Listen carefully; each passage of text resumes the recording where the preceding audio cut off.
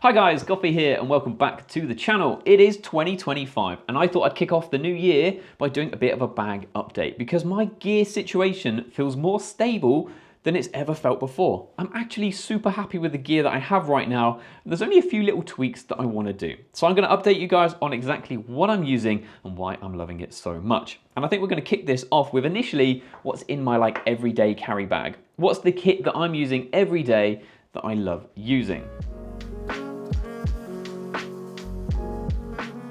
First up, we should probably talk about the bag because the bag I use has actually changed. For the last 8 years, I've been using a Billingham Hadley Small. But about a month ago, a company called Oberwerth that make handmade leather bags in Germany reached out to me and sent me this bag for free. So disclaimer, I didn't buy it, it was gifted. But since receiving this bag, I haven't used the Billingham once. I absolutely love the craftsmanship of this bag. The leather materials feel incredible, and I really like the clasps on the front. It's a little bit easier to use than the Billingham was. Now the price tag of these bags is a little bit punchy. You can kind of tell where the money's been spent in terms of materials and quality, but if you want 10% off the bag, you can use Goffy10 at checkout and you will get 10% off. Or if you want to use my affiliate links down in the description, I think you'll also get 10% off if you just want a little bit more info first. And then we should probably talk about my main camera. Now my main camera that I've been using from an everyday carry point of view is my Leica M11. I've been using it for a year now, and to be honest with you, I absolutely love it. When I first picked it up, it felt like a really ridiculous purchase. It was a lot of money for me, and I did think that maybe I'd regret upgrading from my M10. The reality is, I just absolutely love it. First of all, it's all to do with the rangefinder experience. I love shooting a rangefinder, and for me, that has always been the biggest win. But second of all, it's just the files that come out of this camera. Yes, they do have a bit of a magenta tint, but it's so easily fixed in post that if you can ignore that, the files that come out of it are incredible. Absolutely love the camera and it won't be going. This is probably my favorite gear purchased ever, even considering the really ridiculous price tag. And then to go along with the Leica M11, I currently have 3 different lenses. I've got the 28mm Ultron, the 35mm Summicron, and a 50mm Summer Lux. Now, to be honest with you, 3 lenses, it's probably 1 lens too many. The 35mm Summicron was a little bit of an experiment, and I think this will be sold in the very near future, leaving me with my favorite combination of a 28mm and a 50mm.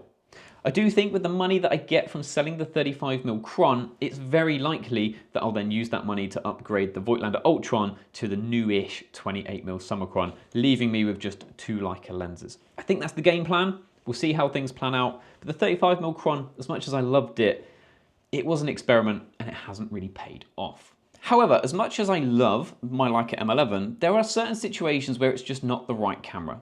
First of all, most of the time that will be that I need autofocus for some reason. And second of all, I think it comes down to value. There's certain trips or days out or situations that I know I'm going to be in where I don't really want such an expensive camera taken out with me. And for that, I still have my Fujifilm X-Pro2.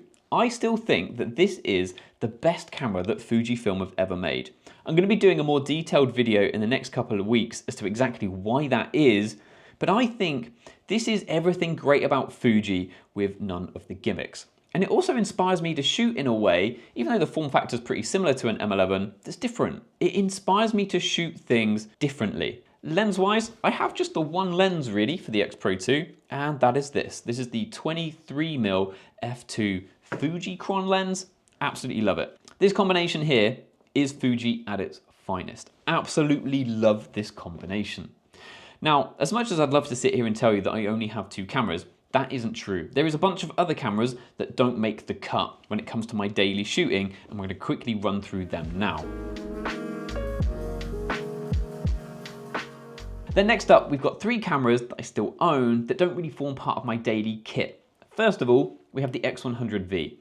The main reason that I personally have kept this, for my own reasons, is the fact that it has some Fuji simulations that the X-Pro2 doesn't, and it keeps the door open to making Fuji recipe content.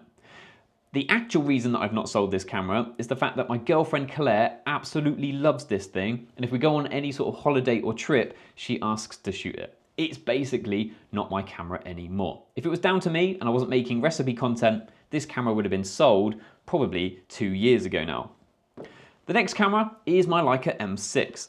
It's my film camera. I don't find myself shooting much film at the minute. I think I shot maybe 6 rolls of film all year last year, but it's the sort of camera that's appreciated a lot in value in my ownership, and I can't see myself ever selling because it plays nicely with my Leica M11. I can use the same lenses and I can still shoot film when I want to. And sat in my cupboard, it seems to be going up in price as well. And then finally, we've got the Leica M10 Mono. It's a camera that I absolutely loved during mono month, but sometimes struggle. It's definitely a head versus heart situation. The head says sell it because there's so much money sat in something that provides basically just fun and no value. But my heart says it's all right to have a camera that's just for fun. A good example was over Christmas, I shot just the mono and had a lot of fun doing it. It doesn't really provide me any value other than fun. So, bit of a dilemma. I think there's a reasonable chance that this will get sold during the year, but at the same time, it depends if my head or heart wins. Now, because on my YouTube channel, I have a requirement to shoot video. All of the cameras that we've already touched on, as good as they are, none of them are any good at shooting video. Now, one camera that I bought last year absolutely changed my life, and that is this little thing. It is the DJI Pocket 3. Now, I know it seems like absolutely everybody on YouTube has one of these things, but ultimately there's a reason to it. The output that you get from this thing is surprisingly good. It's tiny, and the flexibility of having a gimbal actually offers you things that you wouldn't normally get.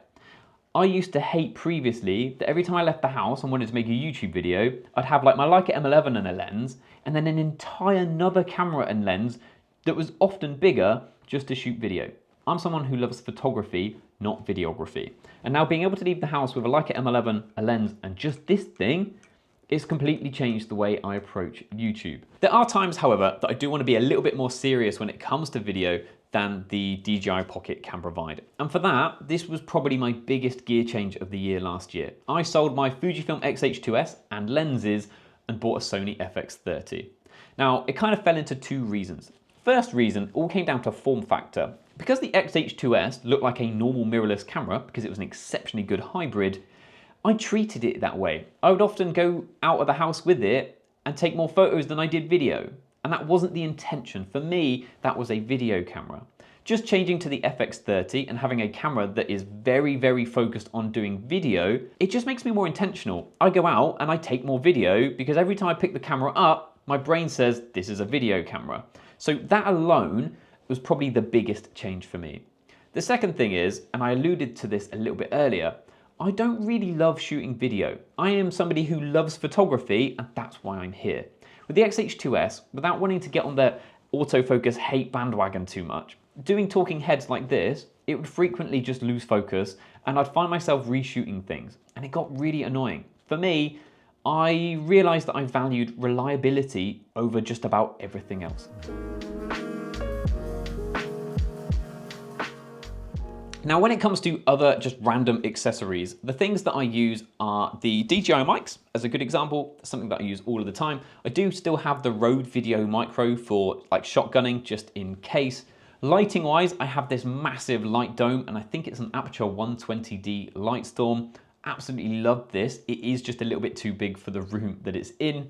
Tripod wise, I have the Peak Design carbon fiber tripod. Honestly, it's probably the biggest waste of money that I've spent on anything photography related because that tripod doesn't leave this house. I absolutely hate using them to the point that I'll do anything I can not to use one. So I've basically got a £600 tripod just to do this talking head shot. Another thing that I found myself using a lot this year is the VisoFlex. Didn't think I would, but I actually quite like using that on the M11 and the M10 Mono. And then finally, strap-wise, I actually find myself using the Leica leather straps quite a lot, or Peak Design anchors and the Peak Design leash. I've got 2 or 3 of them now and like 8 anchors across all of my cameras. And then let's quickly touch on the future. Where do I think my gear is going to go this year? Now, first of all, like I said at the start, I think I'm happier with my gear now than I've ever been before. There are 2 new releases that I'm looking forward to in 2025. First of all is the fixed lens medium format Fuji camera that seems to have been teased. Now, I don't really know what that's going to look like, but depending on what that is when it actually gets released, I may find myself picking that up. The second of all is the M10 Mono. being sold would open the door to a Q2. I do find myself having this little bit of a void of a point and shoot camera in my life, partly because the X100V is basically owned by the missus. And then finally, I would really like to see an X Pro 4. I don't even know if it's been rumored at this point. I guess everyone would like to see one. I hope we see one.